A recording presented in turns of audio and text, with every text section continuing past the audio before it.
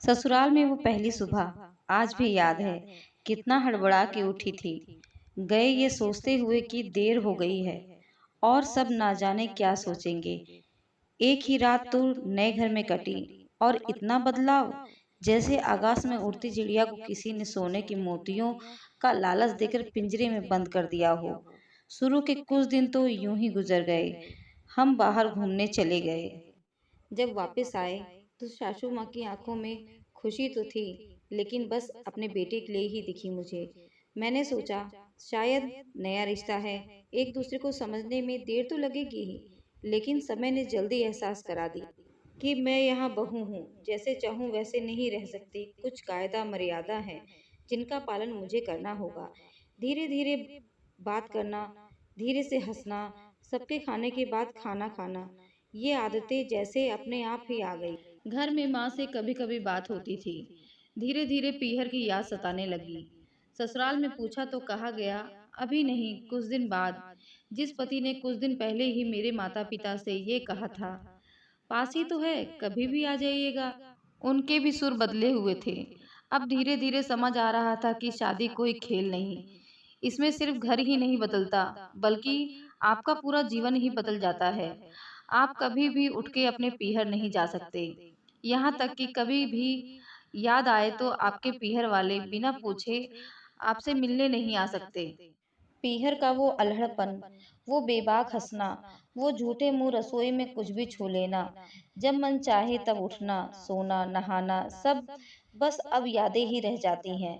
अब मुझे समझ आने लगा था कि क्यों विदाई के समय सब मुझे गले लगाकर रो रहे थे। असल में मुझसे दूर होने का एहसास तो उन्हें हो ही रहा था, लेकिन एक बात और थी जो उन्हें अंदर ही अंदर परेशान किए जा रही थी कि जिस सच से उन्होंने मुझे इतने साल दूर रखा, अब वो मेरे सामने आ ही जाएगा। पापा का ये झूठ कि मैं उनकी बेटी नहीं बेटा हूँ, अब और कुछ दिन नहीं छुप पाएगा। उनकी सबसे बड़ी चिंता ये थी, अब उनका बेटा, जिसे कभी बेटी होने का एहसास नहीं कराया, जीवन में इतने बड़े सच को कैसे स्वीकार करेगा।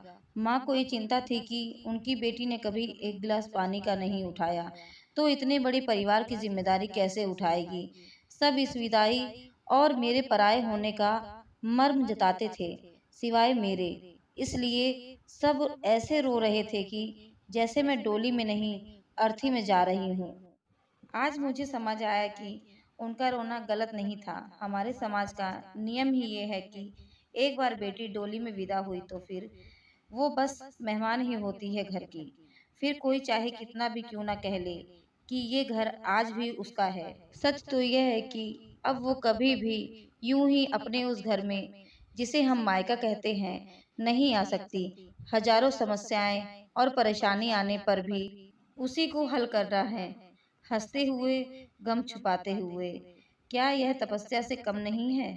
अनजान जगह को सुधार कर अच्छा बनाने का काम करना। क्या कहेंगे आप? अपनी राय कमेंट बॉक्स में ज़रूर बताएं। अगर हमारे चैनल पे आप नए हो तो प्लीज़ ऐसी ही और कहानियाँ देखने के लिए हमारे चैनल को ज़रूर सब्सक्राइब करें। स्टोरी अगर पसंद आई हो तो प्लीज़ एक लाइक ज़रूर करें। अपने फैमिली फ्रेंड साथ शेयर ज़रूर करें।